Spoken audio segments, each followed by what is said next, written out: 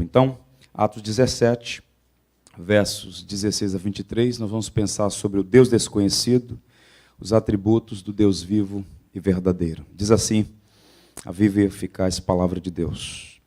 Enquanto Paulo os esperava em Atenas, o seu espírito se revoltava em face da idolatria dominante na cidade. Por isso dissertava na sinagoga entre os judeus e os gentios piedosos, também na praça, todos os dias, entre os que se encontravam ali. E alguns dos filósofos epicureus e estoicos contendiam com ele, havendo quem perguntasse: que quer dizer esse tagarela? E outros: parece pregador de deuses estranhos, pois pregava Jesus e a ressurreição.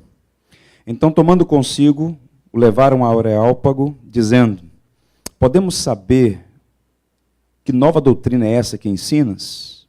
Pois que nos trazes aos ouvidos coisas estranhas. Queremos saber o que vem a ser isso.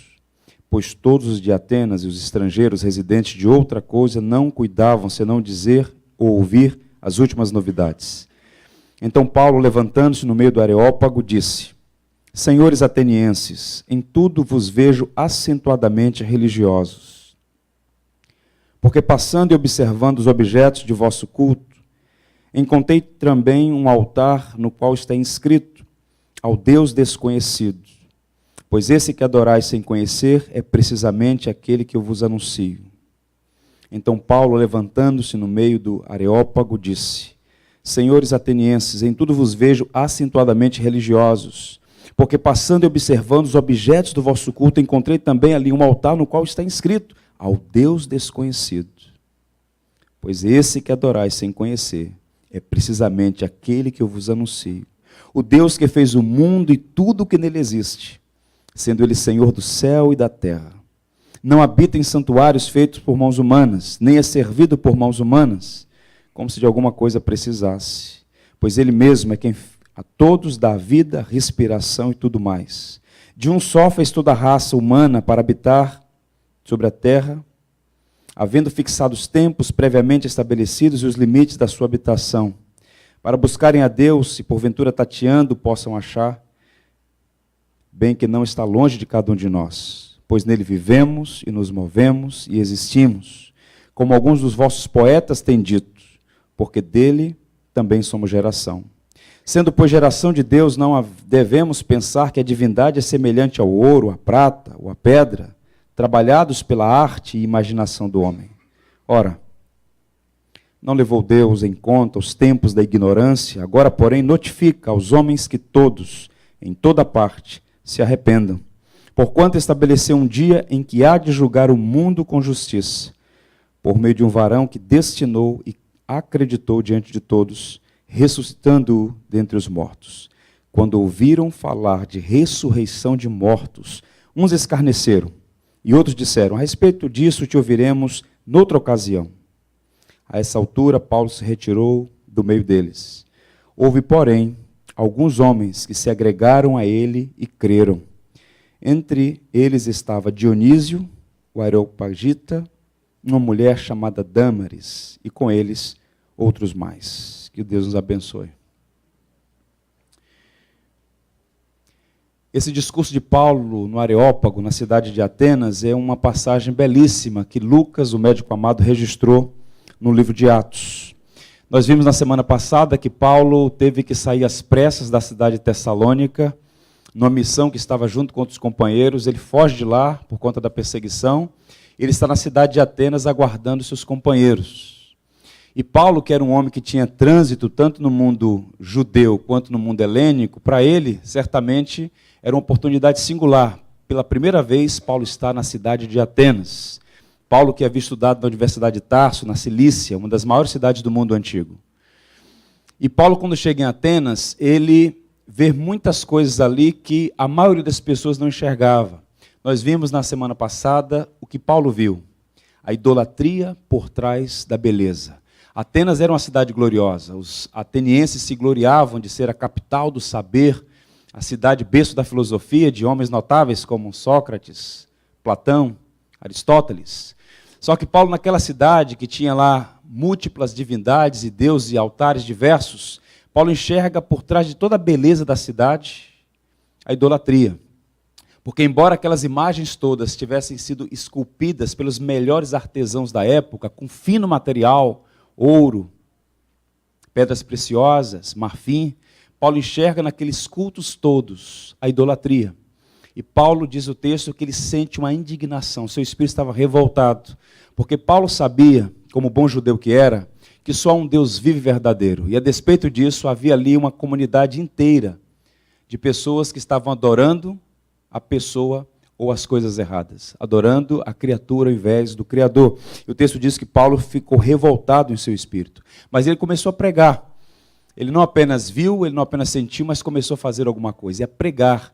E diz o texto que ele começou a falar de Jesus e da ressurreição. Alguns comentaristas dizem que os atenienses ficaram empolgados com essa novidade, porque acharam que Paulo estava apresentando um novo par de divindade, Jesus e Anastasis, que é a palavra grega para ressurreição. E quando eles levam o apóstolo Paulo ao Areópago, que era a suprema corte de Atenas, onde estavam o grupo de pessoas pensantes da cidade, Paulo então começa o seu discurso, e é sobre isso que nós vamos falar hoje. Paulo aproveita a oportunidade para pregar, falar do Deus vivo e verdadeiro. E como é que ele começa o seu sermão? Ele começa fazendo um ponto com a cultura. Ele diz, olha, eu estava passando e observei um altar ao Deus desconhecido. E é sobre esse Deus, que vocês adoram sem conhecer, que eu venho falar. Alguns estudiosos, dentre os quais eu poderia citar aqui, um homem chamado Diógenes Laércio, um historiador do terceiro século a.C., ele narrou, afiançou que a Atenas foi assolada por uma praga e que todas as atitudes que foram tomadas para resolver o problema da praga, que assolou a cidade, foram ineficazes. Até que eles foram orientados a procurar um homem chamado Epimênides, que Paulo cita aqui, um poeta, segundo o apóstolo Paulo. E esse homem foi chamado da ilha de Creta para resolver o problema. E segundo a tradição, ou segundo essa lenda, Epimênides então orientou que um rebanho fosse solto na cidade e onde esse rebanho se assentasse, deitasse, ali fizessem um altar ao Deus desconhecido. Se essa lenda é procedente ou não, não sabemos. Mas o fato é que a arqueologia mostrou vários altares da antiga Grécia ao Deus desconhecido. E Paulo pega essa palavra, ou essa referência ao Deus desconhecido, e ele começa a falar sobre o Deus vivo e verdadeiro. Se eu pudesse fazer uma paráfrase desse primeiro momento do discurso de Paulo, eu diria o seguinte: vejo que vocês são religiosos. Há muitos altares e imagens por toda a cidade. Eu observei que é um altar ao Deus desconhecido, é justamente sobre o Deus que vocês não conhecem que eu quero falar. Eu anuncio hoje o Deus vivo e verdadeiro. E a pergunta é, quando Paulo começou a pregar, que Deus foi esse que ele apresentou? Quem é o Deus desconhecido que os homens tateando nas trevas não conseguem adorar adequadamente? Quem é? Paulo vai apresentar aqui algumas verdades que nós todos já sabemos, via de regra, mas que precisamos trazer à memória mais uma vez. Vejamos. Primeiro, Deus é o Criador do universo. Paulo começa no princípio. Paulo começa no início, na Gênesis. O verso 24 diz, o Deus que fez o mundo e tudo que nele existe, sendo ele Senhor do céu e da terra, não habita em santuários feitos por mãos humanas. Paulo começa confrontando, de modo gentil, delicado, mas confrontando. Paulo faz uma afirmação categórica. O Deus que fez o mundo e tudo que nele existe, sendo ele Senhor do céu e da terra, não habita em santuários feitos por mãos humanas. Logo em Atenas, uma cidade que havia múltiplos deuses, vários altares, várias divindades, Paulo começa a afirmar que Deus, o Senhor, criou os céus e a terra. E ele não habita em templos feitos por mãos humanas. E Paulo está confrontando aqui, observe que ele está no coração, no berço da filosofia. Aqueles homens eram experimentados nos grandes filósofos da antiguidade, que afirmavam que a matéria é eterna, como por exemplo afirmou Aristóteles. E Paulo afirma o contrário, a matéria não é eterna, como pensavam os gregos. Os epicureus, estoicos, com os quais Paulo contendeu ali, alegavam que Deus não existia, era a filosofia dos epicureus, e os estoicos diziam, tudo é Deus, Deus está em todo lugar. Uns eram ateístas, no sentido técnico, e outros eram panteístas. Estoicos diziam que tudo era fruto do acaso, e os epicureus diziam que tudo era fatalidade. Paulo então ergue a voz para afirmar uma coisa fundamental. Deus é o Criador de todo o universo. Paulo ergue a sua voz e afirma que o Deus vivo e verdadeiro criou o mundo e tudo o que nele existe, sendo ele Senhor da criação. Paulo era um judeu. Paulo era um filho de Abraão. E os judeus, eles foram alvos de uma graça especial. Eles foram eleitos por Deus, chamados por Deus para ser uma referência para os demais povos do mundo. O paganismo existe desde a queda de Adão. E Deus chamou um homem, Abraão, dele formou uma grande nação e estabeleceu um pilar fundamental, o monoteísmo.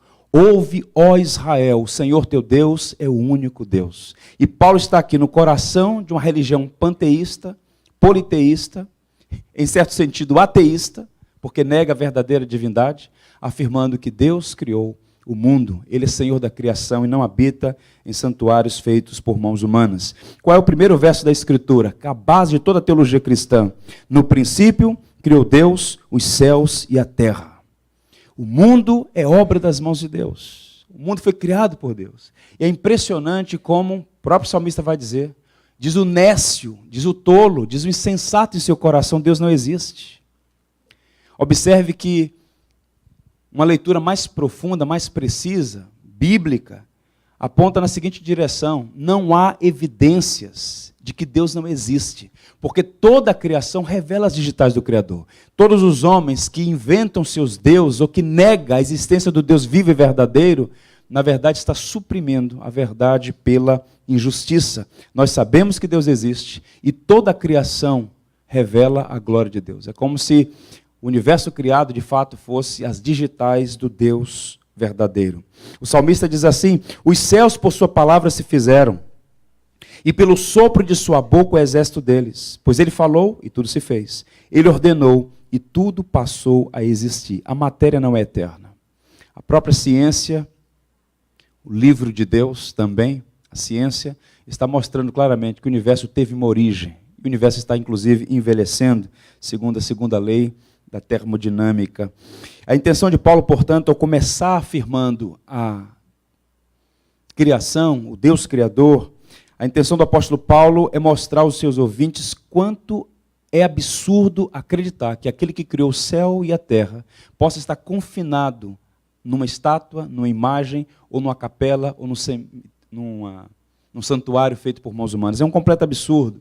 Quando o rei Salomão, filho de Davi, por ocasião da consagração do templo, um templo que foi a orientação de Deus construir, não para que o templo fosse um lugar onde Deus ficasse confinado, não, mas apenas para um caráter pedagógico daquilo que Deus iria fazer no decurso dos séculos.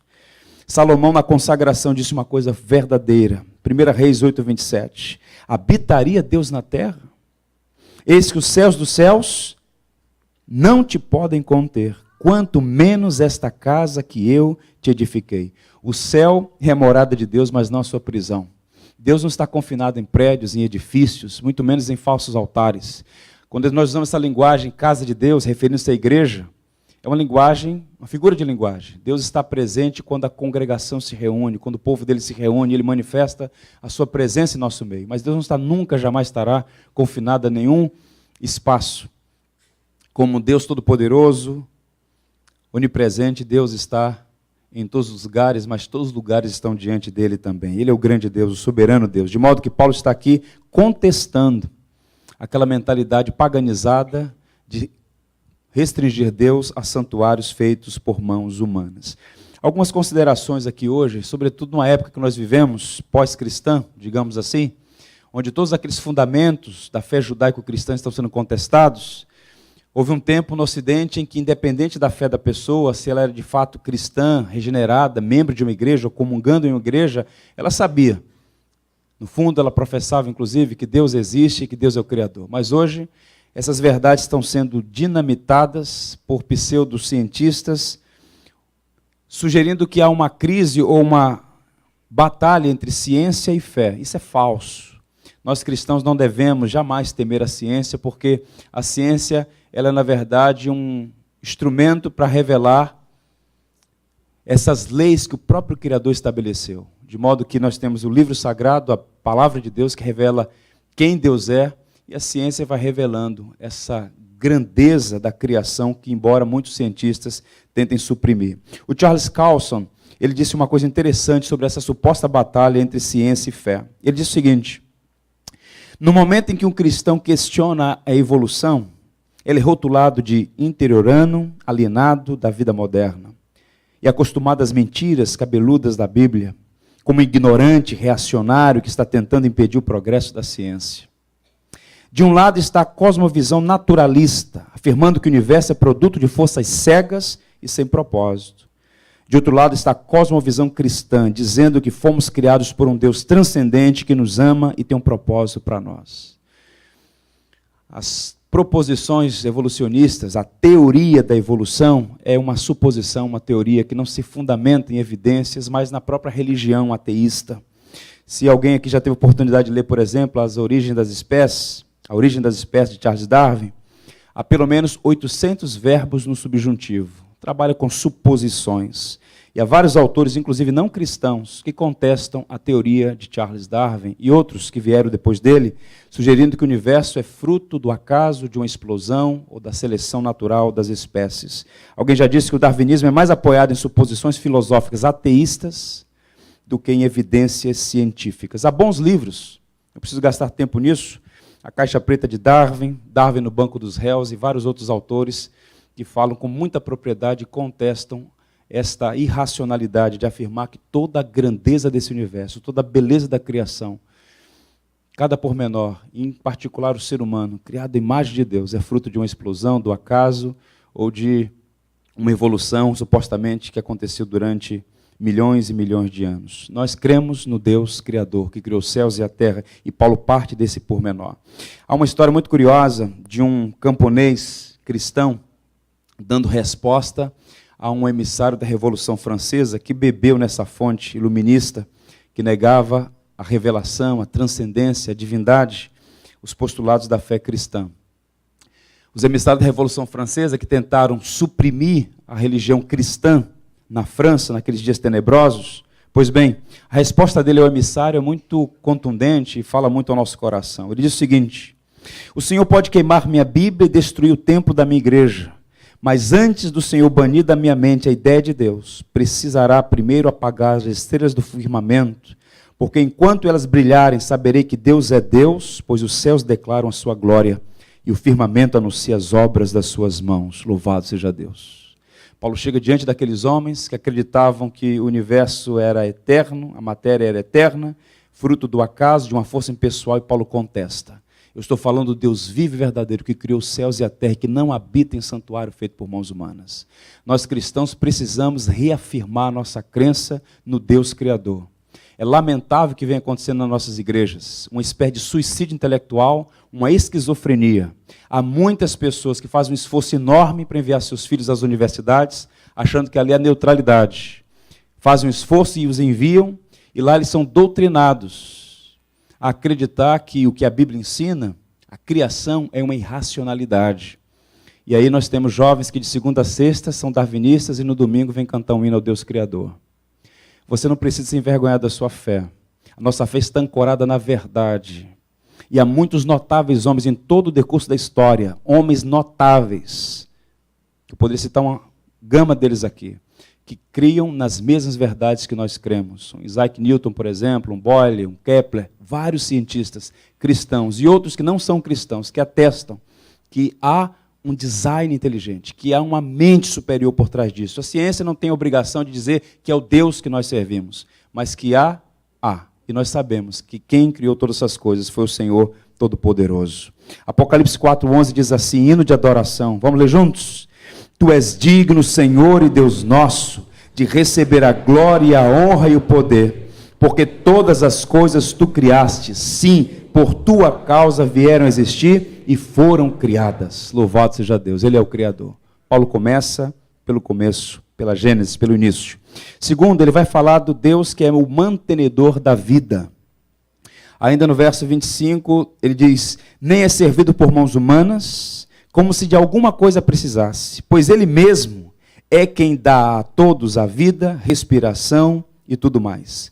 A pregação de Paulo segue um raciocínio lógico e a coesão aqui. Se Deus é o Criador de todas as coisas, se Deus não habita em templo feito por mãos humanas, é lógico que Ele não precisa de nós. Ele não depende de nós. Deus não precisa que seja feita uma manutenção dele num altar. Deus não precisa que sejam feitas oferendas para que Ele delas se alimente. Deus é o Criador do nada, Ele criou todas as coisas, Ele mesmo sustenta e governa o mundo. Se você fizer uma leitura do capítulo 14, por exemplo, quando Paulo chega em Listra, uma região da Licaônia, Antioquia, Derbe e Listra, Paulo e Barnabé, os companheiros de viagem, são usados por Deus e fazem um milagre glorioso naquela cidade. E eles começam a associar Paulo e Barnabé com dois deuses. É Júpiter, diz uma. Os deuses desceram aqui, eles começam a cultuar Paulo e Barnabé. Quando Paulo percebe, eles estão falando de um idioma, de um dialeto daquela região, Paulo rasga as roupas. Não, nós somos homens como vocês. Nós não merecemos culto, nós não somos dignos de culto, nós não somos deuses. E Paulo e Barnabé fazem a seguinte afirmação: Senhores, por que fazeis isto? Nós também somos homens como vós, sujeitos aos mesmos sentimentos, e vos anunciamos o Evangelho, para que destas vãs coisas vos convertais ao Deus vivo, que fez o céu, a terra, o mar e tudo o que nele há. Em outras palavras, desde que o pecado entrou no mundo, essa mente humana foi corrompida e o homem se tornou essa fábrica de fazer ídolos. Em todas as comunidades, em todas as civilizações, no decurso dos séculos, sempre houve adoração. O homem é um ser que adora. O ponto é que, por causa do pecado, ele tateia nas trevas e acaba adorando a criatura, ao invés de adorar o Criador. E Deus não precisa de sacrifícios, jamais precisou, jamais precisará. Deus é o único ser eterno, autoexistente e todo suficiente, de modo que os tempos não podem contê-lo, os cultos são incapazes de agregar alguma coisa a ele. Como é tolo pensar que os nossos cultos agregam alguma coisa a Deus.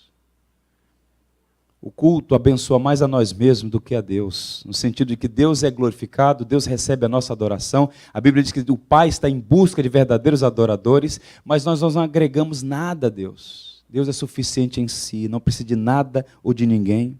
Portanto, é um erro acreditar que Deus precisa de seres criados para alguma coisa. Somos nós que precisamos dele.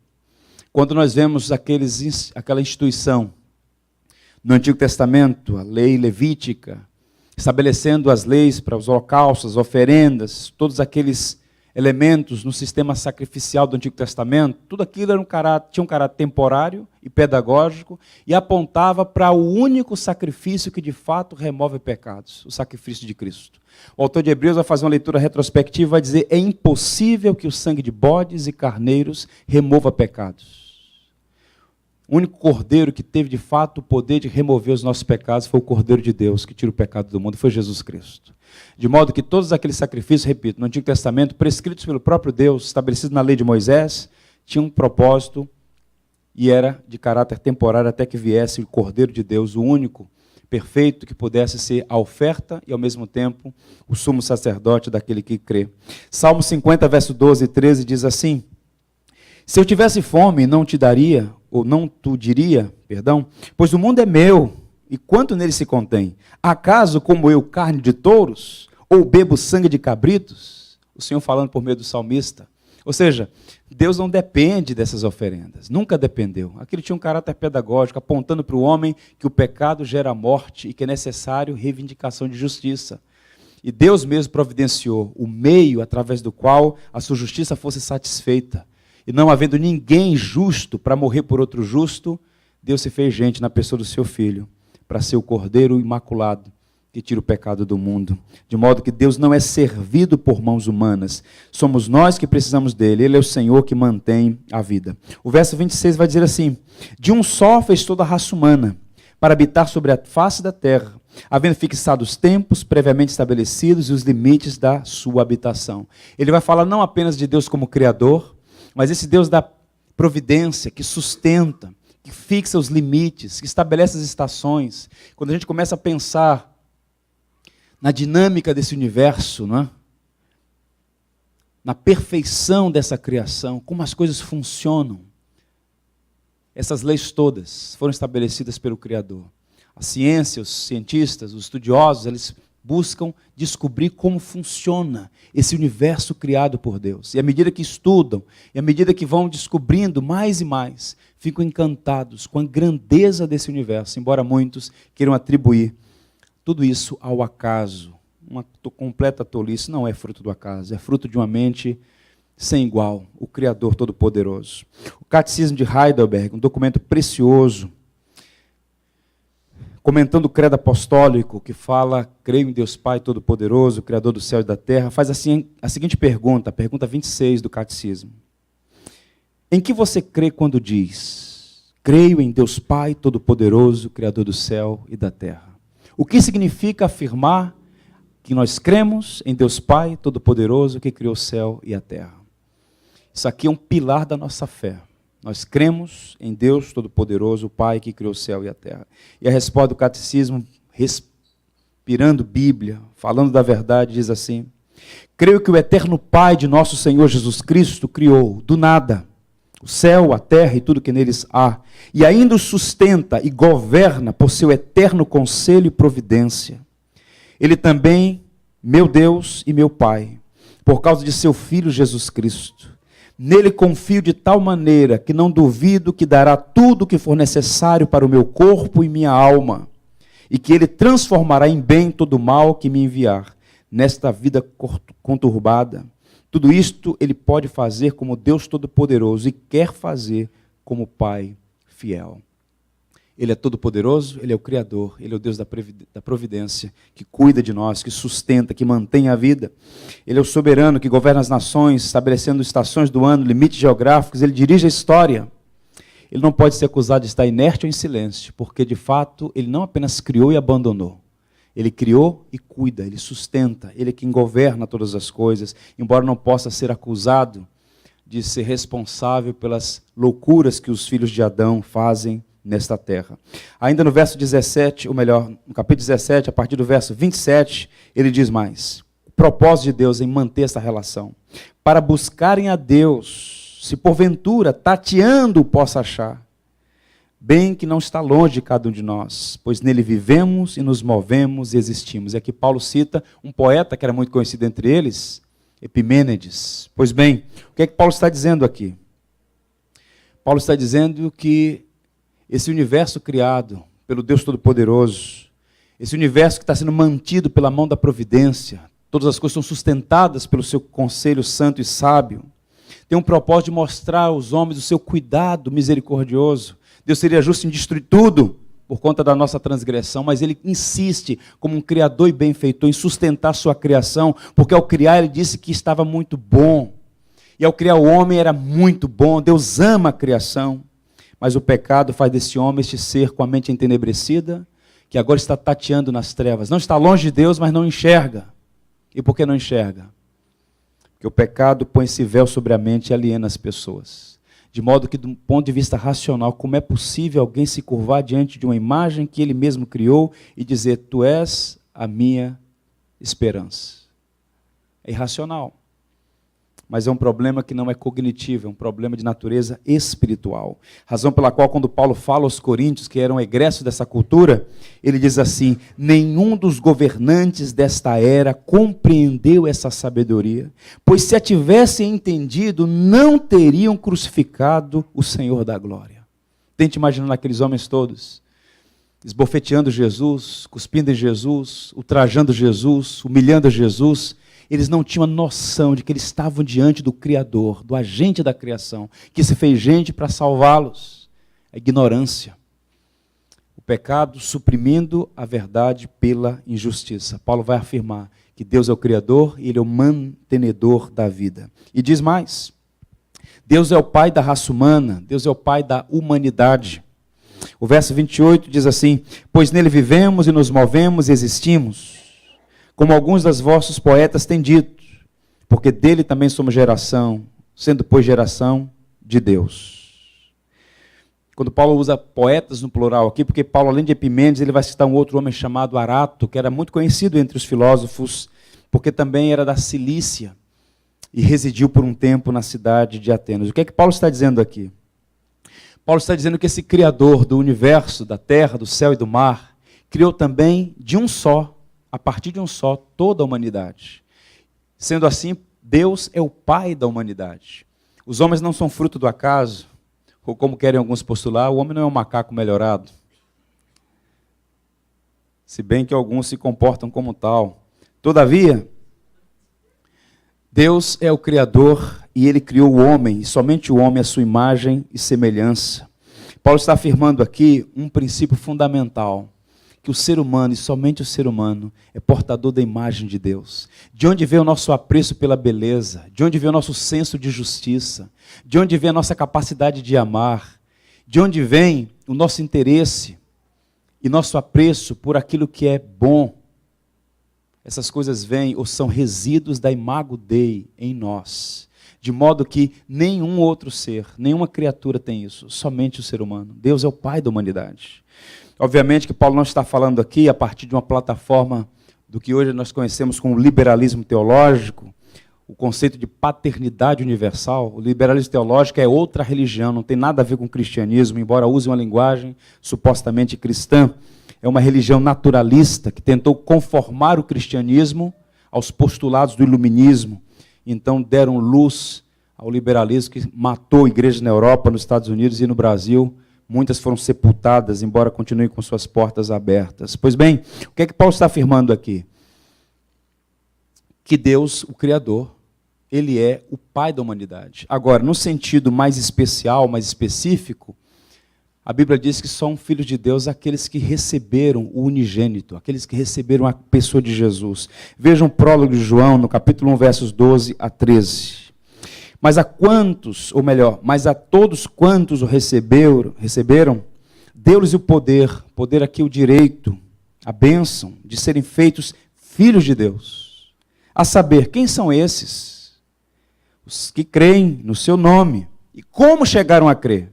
Aos quais não nasceram do sangue, nem da vontade da carne, nem da vontade do homem, mas de Deus. Adoção por graça, fomos adotados, somos filhos de Deus por adoção. Em outras palavras, Deus só tem um filho que é Jesus Cristo, o seu unigênito. A palavra unigênito não significa apenas único filho. Unigênito significa da mesma natureza. Só há um ser que é da mesma natureza do Pai, que é Jesus Cristo, o Deus Filho. De modo que nós todos que cremos na pessoa de Jesus, que abraçamos o Evangelho, recebemos a graça de sermos feitos filhos de Deus. Somos filhos por adoção. Há um texto belíssimo, um comentário belíssimo dessa passagem do prólogo de João, feito por João Calvino, quando ele diz assim: esta é a permuta que, em sua bondade infinita, Ele quis fazer conosco. Recebeu nossa pobreza e nos transferiu suas riquezas. Levou sobre si a nossa fraqueza e nos fortaleceu com seu poder. Assumiu a nossa mortalidade e fez a nossa imortalidade. Desceu à terra e abriu o caminho para o céu. Fez-se filho do homem e nos fez filhos de Deus. Somos filhos porque o Filho de Deus se fez homem, para que nós pudéssemos ser chamados filhos do Deus Altíssimo. Mas Deus é Pai de toda a criação, nesse sentido, de que Ele é o Criador, razão pela qual é uma completa insanidade a criatura adorar o Criador, prostrar-se diante da criatura e negar a sua origem neste Deus amável que nos criou à sua imagem e semelhança. Isso é tão absurdo que o profeta Isaías vai dizer assim, combatendo a idolatria, capítulo 44, versos 17 e 20. Então, do resto faz um Deus, uma imagem de escultura, ajoelha-se diante dela, prostra-se e lhe dirige a sua oração, dizendo: livra-me, porque tu és o meu Deus. Tal homem se apacenta de cinza, o seu coração enganado o iludiu, de maneira que não pode livrar a sua alma nem dizer: não é mentira aquilo em que confio? Tanto Paulo quanto o profeta Isaías afirmam que a idolatria é uma loucura. O homem não pode prostrar-se diante dos seus ídolos, ele tem que reconhecer que a sua origem está no Criador. Deus é o Pai da humanidade. E Paulo aos Coríntios vai dizer assim, para fecharmos esse ponto: todavia para nós há um só Deus, o Pai, de quem são todas as coisas e para quem existimos, e um só Senhor Jesus Cristo, pelo qual são todas as coisas, e nós também por Ele. Vamos ler juntos essa passagem belíssima de Paulo aos Coríntios, toda a igreja. Todavia, para nós há um só Deus, o Pai, de quem são todas as coisas e para quem existimos, e um só Senhor, Jesus Cristo, pelo qual são todas as coisas, e nós também por Ele. Então você foi criado por Deus e para Deus. Ele é o Pai da humanidade, de uma maneira muito especial, Pai daqueles que creem na pessoa do seu Filho Jesus Cristo. E por fim, Paulo vai falar de um aspecto um tanto indigesto, mas que ele deveria dizer àqueles homens sábios, mas que precisavam conhecer a verdade. Deus é o juiz do mundo.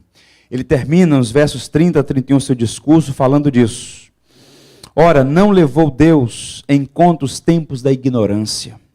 Agora, porém, notifica aos homens que todos em toda parte se arrependam, porquanto estabeleceu um dia em que há de julgar o mundo com justiça, por meio de um varão que destinou e acreditou diante de todos, ressuscitando dentre os mortos. Paulo volta ao assunto da ignorância. Lembra como é que ele começou? Passando em vossa cidade, viu um altar ao Deus desconhecido. É justamente sobre esse Deus que vocês não conhecem que eu venho vos falar. Paulo está falando da ignorância deles. O problema do mundo é essa ignorância espiritual. Não conhecer a Deus. E por conta disso, adorar as suas imagens, seus ídolos, os seus deuses falsos. Observe que a criação revela que Deus é. Paulo chega a dizer aos romanos que os atributos invisíveis de Deus são manifestos por meio da criação. E a própria consciência, esse código moral instalado no coração do ser humano, atesta que há uma lei moral gravada em nossa alma, aponta-nos para o Criador, para a nossa origem. E quando o texto diz que Deus não levou em conta os tempos da ignorância, esse texto não está se dizendo que Deus torna o homem desculpável. Está dizendo tão somente que Deus é tão misericordioso, que não levou a ignorância dos homens em conta, mas pacientemente planejou o momento oportuno, como disse Paulo, para que na plenitude dos tempos ele enviasse o seu Filho para instaurar o seu reino.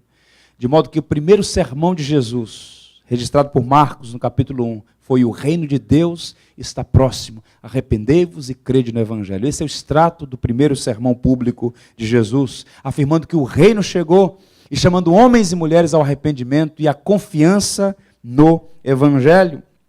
Foi o primeiro sermão de Pedro. Logo depois do derramamento do Espírito Santo, no capítulo 2 de Atos, Pedro chama aqueles homens e mulheres ao arrependimento. Não é isso que o texto diz aqui? Porém, agora notifica aos homens. A palavra notificar aqui é uma intimação judicial. Ele é o Criador, e por ser o Criador, é também, por direito, o legislador, e porque os homens transgrediram as suas leis, esse homem, esse ser amável e gracioso, que também é juízo, chama homens e mulheres, notifica homens e mulheres que se arrependam, porque ele também é o juiz do mundo. Deus julgará o mundo com equidade. Quando nós falamos de juízo final, é muito comum isso hoje, tristemente comum. As pessoas têm reações diferentes. Na indústria do cinema, juízo final hoje é piada, é chacota. Juízo final, que bobagem é essa? Nós já vivemos debaixo de juízo, o inferno é aqui. Olha a pobreza, olha a miséria, olha a desgraça. Meu amigo, haverá um dia, uma hora e um momento em que um tribunal será instalado e todo homem vai comparecer diante do Criador para prestar conta da sua vida. O homem pode suprimir isso, pode negar, pode ironizar, pode racionalizar, mas o fato inequívoco é que Deus julgará a humanidade. O texto é claro ao afirmar isso. Nós precisamos parar com evasivas e reconhecer esse fato. Haverá um dia, uma hora e um momento em que Deus fará justiça. E esse juízo, esse julgamento, primeiro será universal. Deus julgará o mundo. Há um hino no cantor cristão, um hino antigo, cantado há séculos, inclusive, fala sobre Jesus, o vencedor, vencendo vem Jesus. E é uma estrofe que diz: todos, grandes e pequenos, o juiz hão de encarar. E os remidos triunfantes em fulgor hão de cantar, vencendo vem Jesus. Glória, glória, aleluia, glória, aleluia. Quando esse tribunal for estabelecido, quando o justo juiz começar a emitir vereditos, condenação ou justificação, nenhum mérito, nenhuma obra terá valor. Apenas uma coisa fará diferença: a justiça de Cristo, o sangue do Cordeiro.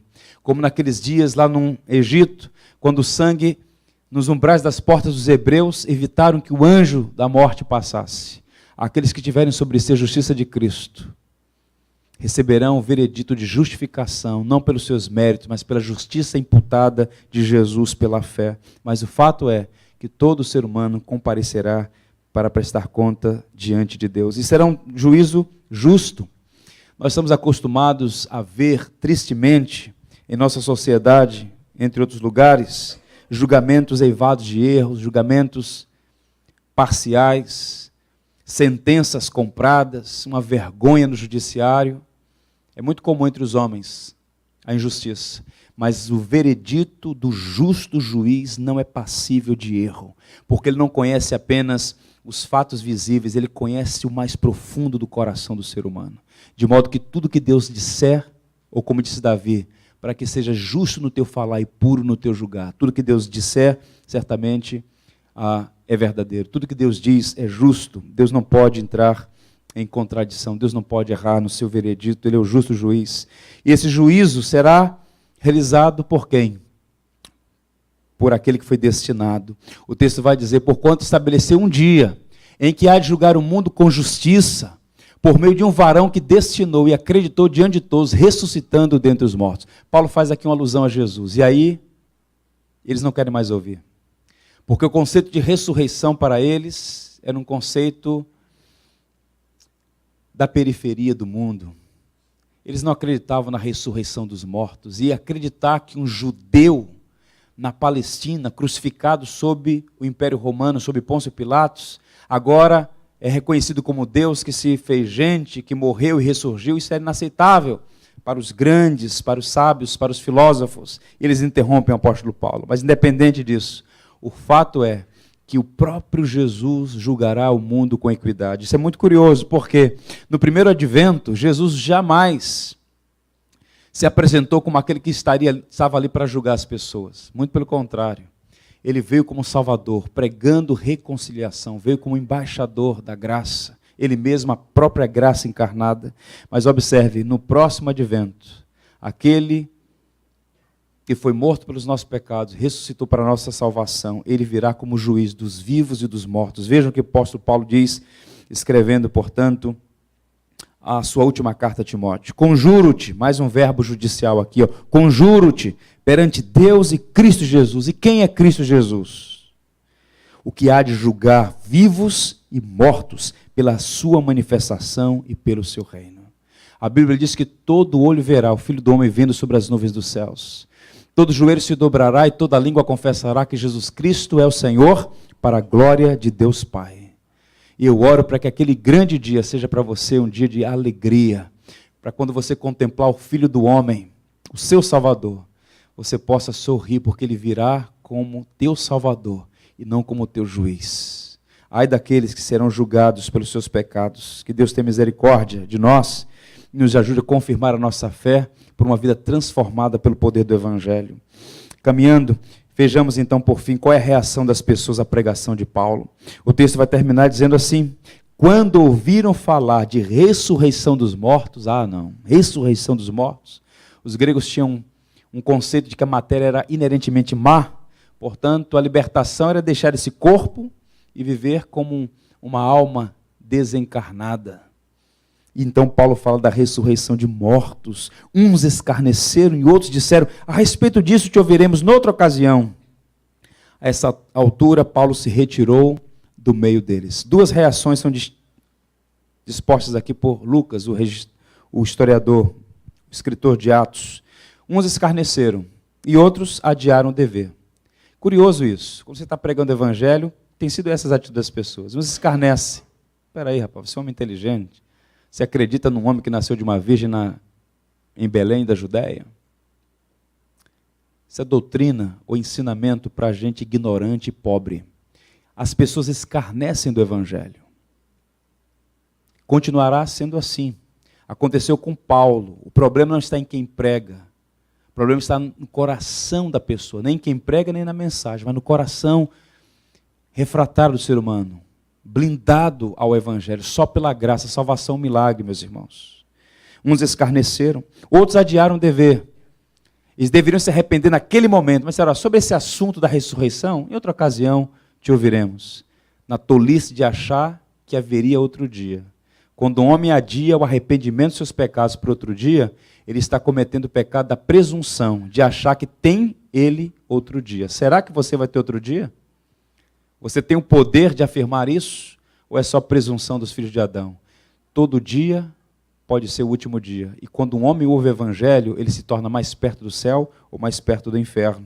Ele precisa responder ao evangelho. Mas como a palavra de Deus não volta vazia, e Deus soberanamente chama com eficácia aqueles que são seus, o texto diz assim: houve porém, há sempre um porém, por causa da soberania da graça. Houve porém alguns homens que se agregaram a ele e creram. Entre eles, Lucas cita, Dionísio, o Areopagita, e uma mulher chamada Dâmaris, e com eles, outros mais.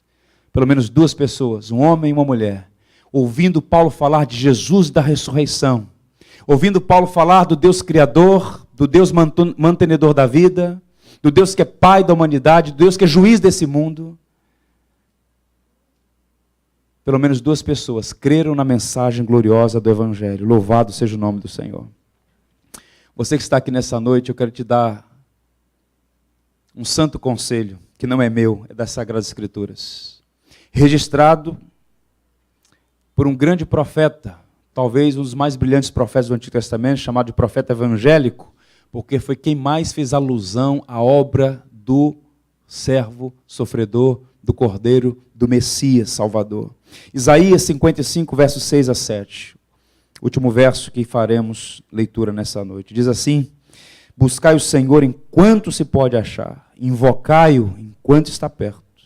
Deixe o perverso o seu caminho, o iníquo os seus pensamentos. Converta-se ao Senhor, que se compadecerá dele, e volte-se para o nosso Deus, porque é rico em perdoar. Ele é rico em perdoar.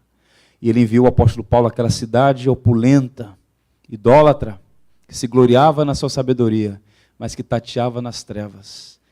Uns escarneceram, outros adiaram, mas houve aqueles que se renderam à mensagem do Evangelho. Eu oro para que nessa noite aqui, essa congregação seja de homens e mulheres rendidos à mensagem da cruz, a Cristo morto por nossos pecados e ressurreto para a nossa salvação.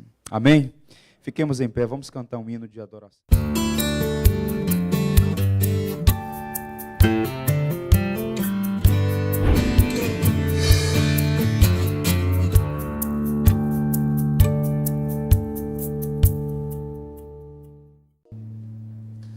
Tu és fiel, Senhor,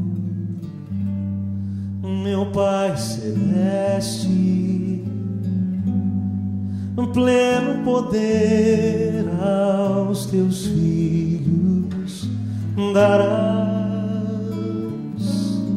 Nunca mudaste, tu nunca faltaste, tal como eras, tu sempre serás. Vamos juntos?